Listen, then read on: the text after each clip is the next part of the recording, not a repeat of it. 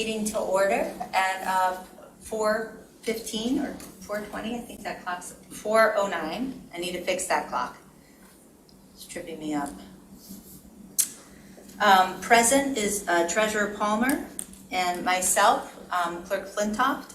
Absent is Trustee Jerome and Supervisor Hathaway. Also present is our Deputy Treasurer, Sandy Egler, as well as our Finance Manager, Rebecca Maudie. So thank you everybody for being here. Donna, you want to take a quick look at the agenda? Mostly all just discussion, but I think we can move through some of these pretty quickly.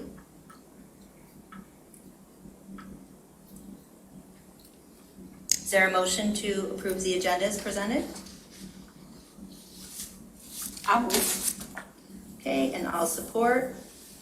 All in favor, say aye. Aye. Aye. Easy, 2.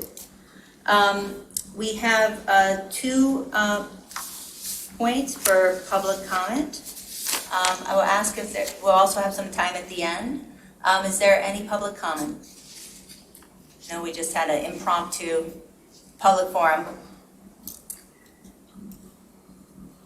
Thank you, and there are 15 people in attendance, so thank you. No public comment. Actually, Jessica, sorry, it's Alice Owings. Oh, I'm sorry, Alice. I didn't see your hand. Hi, Alice. I didn't get my hand up. Sorry. I was just kind of rushing a little bit, and I hope I hope I understood things, but I guess I am a little confused.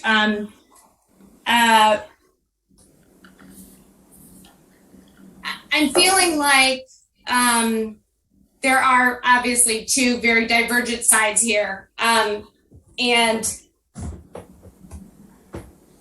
one of the objections to sort of incorporating the supervisor into this committee seemed to have been because there was an error in what was stated in the background of the motion that was passed.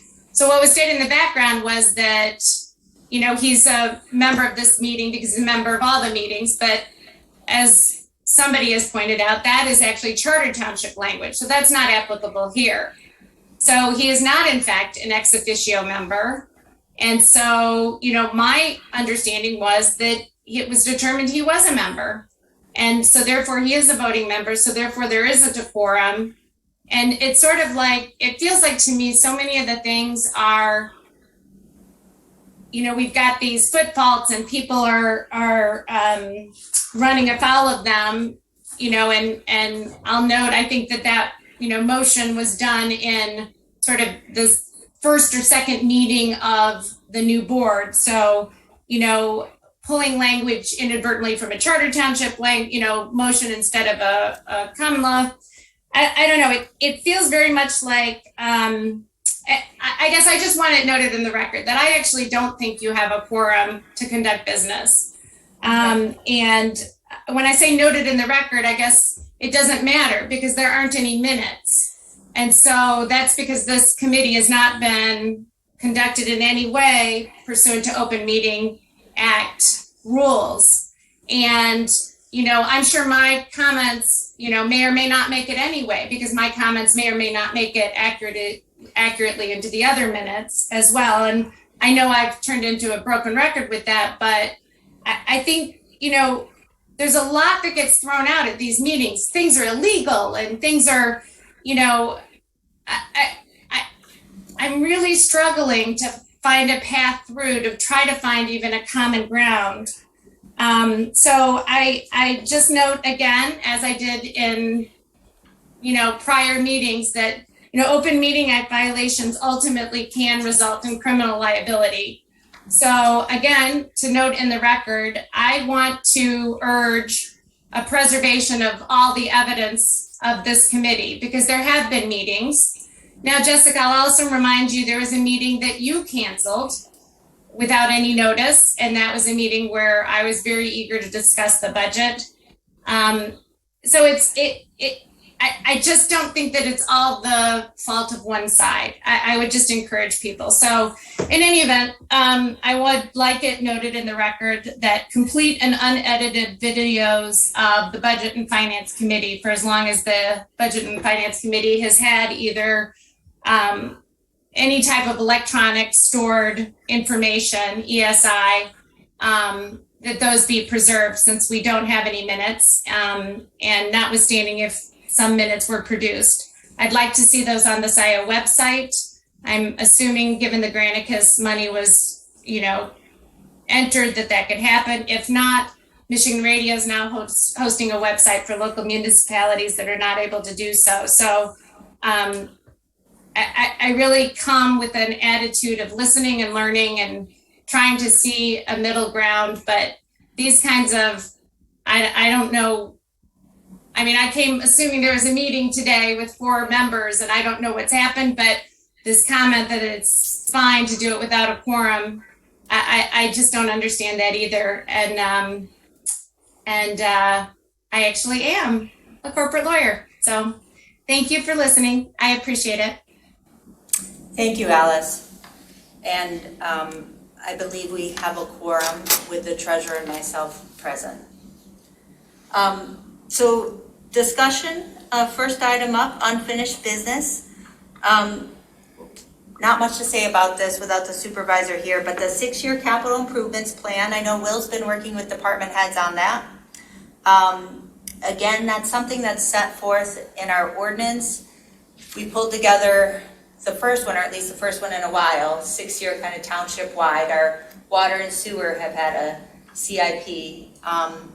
But this is something that the supervisor will work on with department heads to kind of lay out what the big capital projects are across the township. He said today that he'll probably have an update at Tuesday's meeting on it.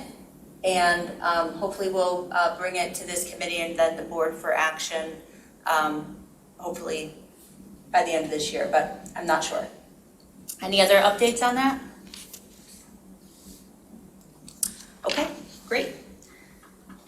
The next one is the grants management policy, and this has been on my plate for the township, something we've talked about. And every time I turn back to this, I just don't like it. It is a little too cumbersome, I think, for us every time I go through the checklists. And this was a good model from Woodhill, but I want to look at it alongside the new requirements. Our auditors mentioned that we need to make sure our procurement policy and our grants policy conform with some of the federal grant requirements.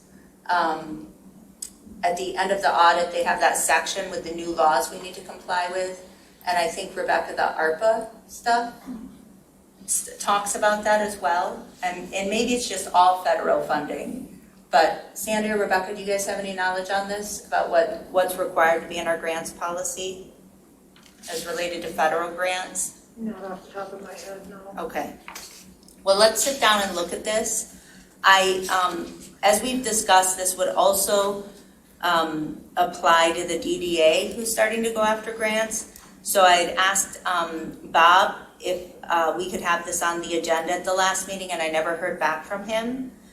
So I want to make sure to get input from the DDA since this policy will cover them as well. And I think the LPC is the other one that does really creative, odd grants. The others are like MDNR and things that are pretty straightforward. But this would apply to the earmarks. The 1.5 million earmark would apply to the ARPA funding. It'll apply to the new ag money that Barry brought in for LPC. So I'm ballparking, but I think we're going to be going from nearly zero to a couple million in 1 year in big grants. So I want to make sure we get our protocol down. Any other thoughts on kind of our grants process? I don't think we're into it enough for a lot of comment. What you have said is where we are. Yeah. And certainly all the grants have been managed just fine so far, but they've been few and far between, and so we've been able to kind of do them one at a time, but now we need a system. I don't think we've seen the substantial ones before. Can you speak up? I don't think so either. No, We haven't seen substantial grants before. Right, like we are this year. right. Yeah, the fire department's looking at some more FEMA money too, which would be big. Okay, great. The next item, E2, this was just kind of our chart, we've been looking at the last couple meetings. A lot of these we've done, but I just wanted to kind of go through this as a checklist if we could. The work planning for this final quarter. And this is from 10/20. So the first up was the audit, which is done. Yay! Good job, Sandy. Rebecca, the audit is done. The F-65 is uploaded. And at the last board meeting, we had the presentation from the auditors, Plant Moran. And then Sandy was able to then turn around and do the required forms on the disclosure regarding bonded debt and then the pension and OPEB reports. Did I have that right? Mm-hmm. Good. Awesome. Thank you. And then Rebecca did a big lift getting the financial reports to the board last Tuesday. Way to go, Rebecca. We were catching up to provide financial reports for April 1st forward, and did that, certainly in a little bit longer form that I hope we will in the future. We hope to have some charts and things. And I know that there's other month-end reconciliation items that need to be done. And Rebecca, what are your next steps in terms of kind of improving the monthly reports? I think we need to get some feedback on what some of the trustees want to see, and make sure they're getting the info presented the way they want to see it, because they want to see a lot more detail than the board in the past. Mm-hmm. Okay. And has anybody here looked at because I know BSNA allows some like reporting on their websites. Have we ever looked at that, enabling that, or does anybody know about if other communities use that? Like it's like got like the budget reports and the financials. No? Okay. I don't know. I don't go into BSNA for that kind of thing, so. Okay. I'll look and see. And I think, the idea of doing mid-year budget has passed. We'll have to kind of look at that for next year. We did do that in 2019, which was helpful exercise, but this year's kind of gotten away from us. The fire station project. So Karen Lancaster's working with Andy on that. Hopefully that'll be done in the next month or two. They're just putting final touches over there. The utilities billing reforms. Woodhill has not yet started working with Steve. I think Steve's been a little bit on hold, but setting up some time with Michael Lesage and Colleen. And this would do things like get rid of the final bill, implement some of the new rates, a bunch of things that I don't understand. But they went into utilities billings to improve it. CIP, already touched on that. The ARPA funding, Rebecca, do you want to give an update on that? It was part of the board packet last Tuesday. We received the first tranche payment of our roughly 1.8 million. We received like I think 937 and some odd dollars, and the second portion of that should come in the spring or summer of next year. Okay, great. We have until when to spend it? 4 years. 4 years, okay. And I think it's next spring that that is due our plan for how to spend it. Great. The next year's budget draft and presentation, Will's gonna lead that after the capital improvement. The new chart of accounts, I'm sure Sandy will be happy to not hear about this once it's finally implemented, because the state's been saying since 2017 or earlier that we need to implement it. So we'll be in the final 5th round. So it'll be, I want to be ready to implement internally by the beginning of next year, but BSNA won't move us over until the middle of the year. So we will have mid-year number changes, but BSNA provides support so that all of our history and everything comes with us. And anybody can look it up online. There's been a recommended chart of accounts for use by all local units of governments, and now they're making it mandatory, which, well, it'll be a big change. I think ultimately will hopefully be helpful for us. The CVT revenue sharing and web postings, I've got that on my list with Rebecca. We need to work on that in the next 2 weeks to get that done, and that's a required report with the pie chart and everything and some data points, and it's required to do so that we get the extra, what does the CVT stand for? That extra pot of money? City, village, township revenue sharing. Okay. Okay, so it's a requirement, and we'll put that up on the budget and finance page. Donna, we had the public hearing on the fire SAD, October 26th. And then, Donna, any updates on tax bills? We're moving forward. We hope to have, our goal is by 5 o'clock Friday Wow, to have, it depends now great, on the balancing out of the SADs, and we had to work our way through today. okay, Only because as time went on, and now we're going to make sure all payments are posted, and we'll have the proper numbers to put on the tax roll. awesome, The rest of it, we got most of the information in there. way to go. So, and Jim said he would, come in and kind of do a cursory overview and make Nice, sure all the boxes are checked. It isn't as hard as I thought it would be, but there is a piece that, well, Sandy took over simply because she's done it, yeah, those SADs, but well, I don't anticipate things being late. That was my concern, that the Well, of bills course. would be going out later than I liked. So, way to go. Always Good ahead of job, schedule. Sandy. Way to Oh, go, but Donna. We're usually ahead of schedule. well, It's I'd Tuesday. rather be ahead than late, because I've already had people say, do you know when I'm gonna get my tax bill? I know these people who I call think- and ask for their tax bills, Do you I cannot really want relate. a tax bill? Yeah. Yes, they do. I would never. Yeah, but we're not behind them. Please God, we won't have any major glitch.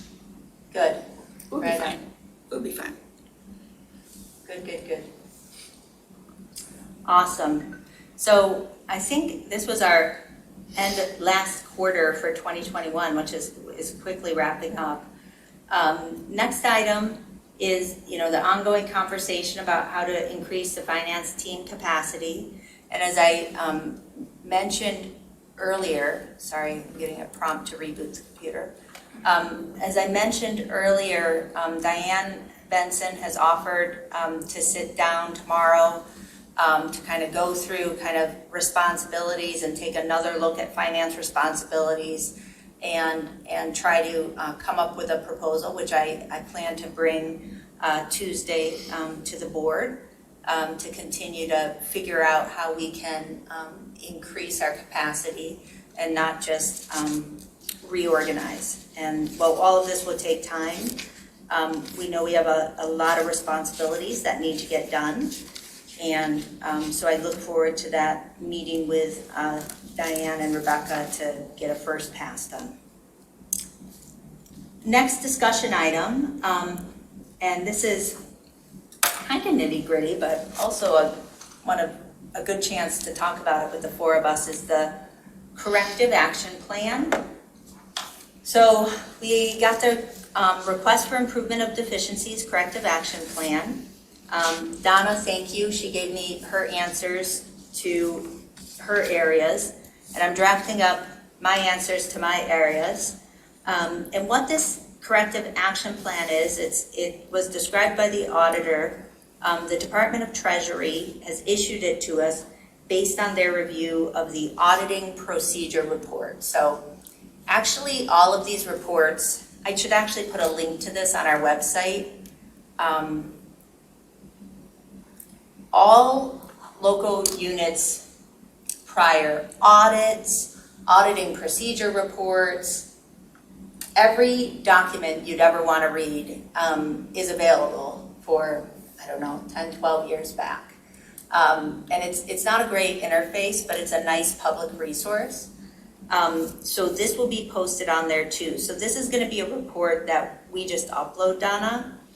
And the following issues, they were covered in the audit, but just so we're clear, one was the actual expenditures exceeded the amounts authorized in the budget. Please describe the actions being taken to prevent budget variances. The second is there's non-compliance with guidance by the Community Engagement and Finance Division of the Treasury. Provide an explanation. There's other violations of statute. Provide a description. And taxes collected for another taxing unit were not distributed timely. Please provide evidence for the proper distribution. So it's just a chance for us to go through and talk about how we're going to address these. One of the big ones is something that's been outstanding for a couple years, which is the OPEB liability, the other post-employment benefit liability, which we know we have is about 1.2 million, I think-ish. And so we need to either set up a trust for that or restructure. We provide a cash reimbursement medical benefit to qualifying retirees of the township. So that's on the township's plate, that unfunded liability, or pay-as-you-go, as I prefer. And the other ones are really kind of procedural, I think, with the expenditures exceeding the amounts in the budget. Sandy, I want to run my draft answer by you to see if it makes sense. But it seems to get back to, you know, the timing of it all and how we track contracts and expenditures and things like that. So it all seems doable. Donna, was there anything that you read in the report that seemed of concern? Particular concern? No. Yeah. Like you said, most of it is procedural things they detected or observed as they were going through, and we had some tough times just trying to do the procedure. Right. We have them in place, so I think we're moving beyond that. Yeah, me too. Okay, good. Well, I don't think it's something that we need to bring to the board, but I just wanted to touch base about it. We'll get it together and get it submitted. Handle it. The next item is the next year's budget process and timeline. I don't want to talk about that without Will. I think his intention is to do the capital improvements plan first and then get into the budgeting process, as we've done before. Does anybody know anything else? Okay. We'd had a goal of launching in December to give the board and committees a little more time, but it's certainly not the end of the world if we don't. I did include, for people's reference, the questionnaire and things that we've used before as a template for that. All right. Anything else people want to talk about? Donna? Rebecca? Sandy? Well, other than I referenced when I came in late, Yeah. the requirements we need to do when we have to change signers on the account. Oh, And yeah. the bank we work with is Bank of Ann Arbor, and they went through every single doc. And I'm glad they did. My file went from this thick to this thick, because I didn't need to keep all that paper. Right, Works for me, but everything's in order. good. And Donna, just for the public's benefit, would you explain who are the signers on our accounts and why that is? Well, first of all, by law, there's 2 signers on checking accounts, the clerk and myself. There is a protocol. The clerk signs first, and her signature states that the bills are okay to pay. My signature says the money's there to pay them. Exactly. That's kind of in a nutshell. Some accounts have more than just the clerk and treasurer. Both of us have to have a deputy. So there's 4 signatures for the deputies in case of our absence. They can sign checks or do some of the other activity that might be needed. Trying to think, there are some accounts that the supervisor is on. They don't have the ability to do any actual action that is under my purview, and some of them with Jessica's piece too. So if there's really good check and balances for the public to be aware of. Yeah, And we work with a very fine bank that makes sure all the i's are dotted and the t's are crossed. So we have 7, I'm sorry, let me back up. We have 5 physical accounts. We have more funds, but we're allowed to pool the monies that come in for the different funds so that we don't have a lot of paper. And it has worked for a long, long time, worked very well.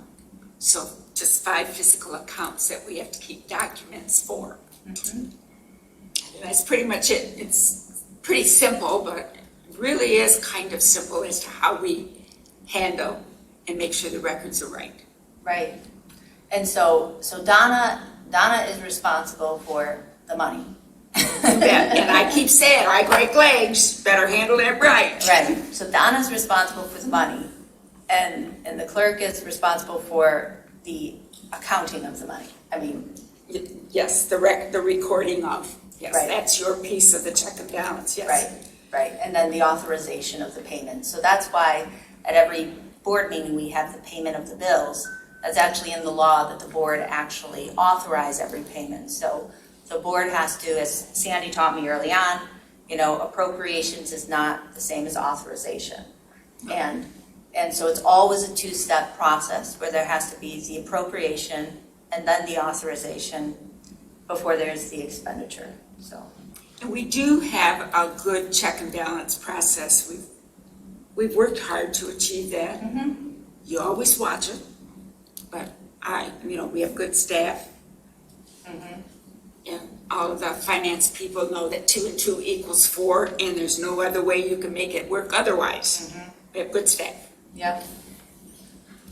So yeah, so it's a lot. I mean, and but I think people should feel good to also know it's literally, like when checks go to be paid or payroll is to be done, there's literally Donna and I personally signing the checks and looking through everything and seeing that it's all there, so. But it comes to us secondly. Rebecca and Sandy also her piece, and we're working on how that's changing. They do their due diligence first. Right. Okay. Donna, I think that's helpful. I always feel illuminated when you or others in the township explain, your work in a new way. It's always helpful. That's a lot of money we handle here. Yeah. Someone says, how can you handle millions? And I says, yeah, it's just a few more zeros. You just make sure they're all accounted for. It's not being blasé, but it's kind of the truth. Right. And to an earlier point too, like how many taxes do you take in? How much taxes? Oh, jeez. I forget what that number is. It's this huge number because we only keep a fraction. Yeah. You know, 42 million. Over 42 million. right. And you know, I have kept, since I started, well, the previous treasurer had kept a file. And I will share that at a meeting sometime. I think it's interesting, although people might say, oh my gosh, the original, when I started, the amount of money that each unit asked us to collect, and, you know, the levy and the taxable value versus where we are in 2021. It's a lot of difference, but it's interesting. So I'll do that sometime. Yeah, I'll do yeah. that. I've kept all those cards. Don't Yeah. know why, but it's interesting. Cool. Sorry, my telephone's ringing. I Oh, is forgot that to you? turn it Okay, I off. just wasn't sure who it was. It's Okay, on. great. It's on. Well, thank you, everybody. So our next meeting is the third Wednesday of the month at 3:30 as usual. What day is that? That is December 15th at 3:30. And so with that, I will turn it back to public comment. We still have 17 hardy participants. Any final public comment? Yes, Pam Boyd.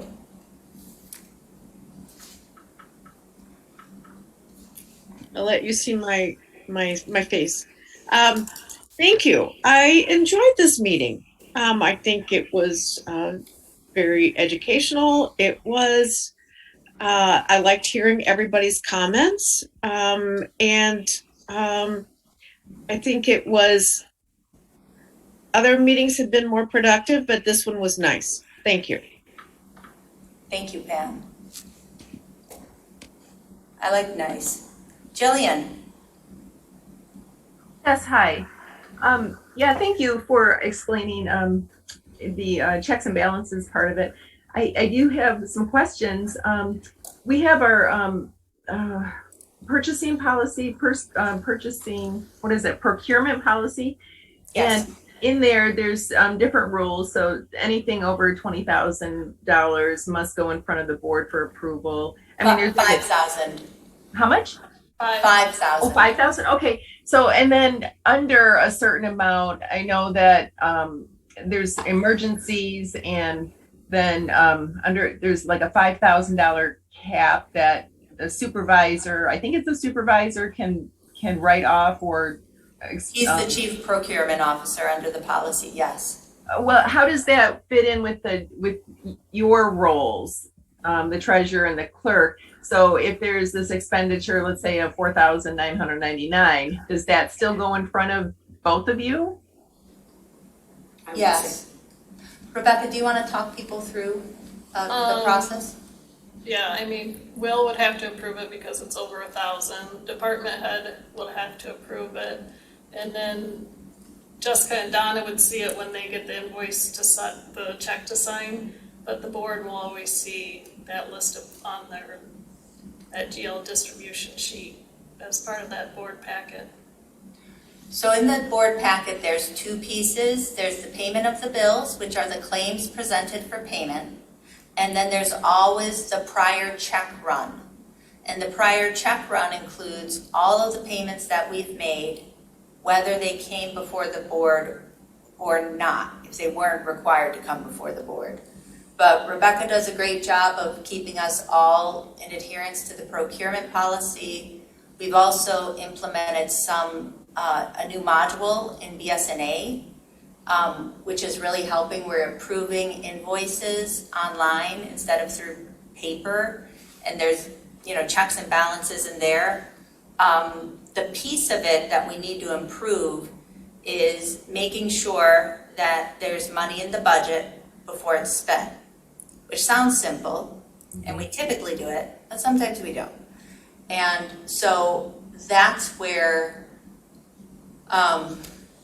we're getting to. So a department, for example, if there's money in one line item, say in fire, and he needs, there's money in supplies but not equipment or something like that, the department head has the authority to to spend as long as it's in the budget, even if it's not exactly in the correct line item.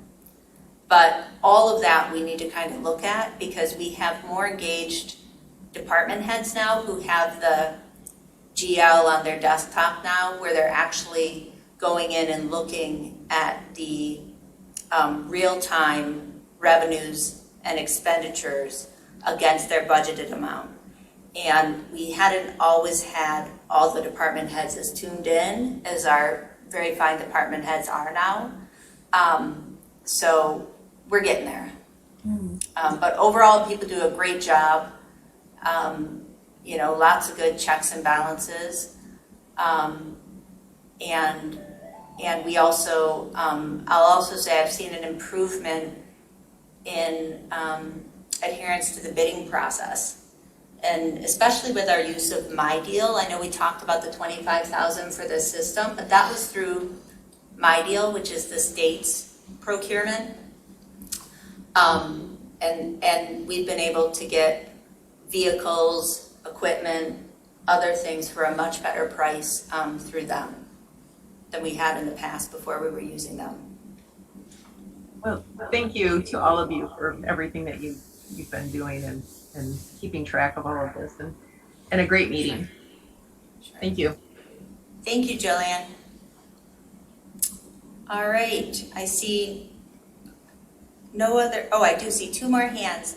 Kathleen Brandt, followed by Pat Stein. Kathleen? Yeah, I have a question. The Yes. equipment we're using for remote participation. So it seems like you did a capital expenditure for the equipment, cameras, microphones, correct? So that wouldn't be going away in year. So what is the incremental cost or expenses to continue doing remote participation? Is it strictly the license fee for Zoom, or are there other costs associated? No costs. And frankly, as I've pointed out to my colleagues, we will be paying the same price for Zoom for the foreseeable future, because members, if they have a medical issue, may participate remotely. And so we will continue to provide that to members of public bodies. I'm going to give a brief presentation on the status of this issue on the OMA and public participation at our next board meeting. But zero incremental cost additional for ongoing public participation. Zero incremental cost to the township. That's the punchline, the spoiler alert. Pat Stein. Oh, Jessica, you just answered my question regarding your presentation at the next meeting regarding OMA, people participating remotely. There's a lot of anxiety going on right now with the citizens of Scio on the fact that we are concerned that this is all going to come to a halt. And I'm glad to hear that we have Tuesday to look forward to hearing more on that. Thank you much. Great meeting, very pleasant. Thank you. That's all I got. Bye. Thank you, Pat. Yeah, and just so people understand the changes to the OMA is silent on the participation of the public. So the OMA has never regulated public participation, whether it be, if it be remote or not. That's all the prerogative of the local body. And currently the June 22nd resolution stands. Okay, I think that's it. Well, thank you, everybody. Appreciate it. I hope everybody has a good night and a happy Thanksgiving. Oh, I guess we'll see you next Tuesday before. I don't have a happy Thanksgiving yet. Okay, I'm ahead of myself. Bye, everybody. Oh, what's wrong with 2 turkey dinners? I know.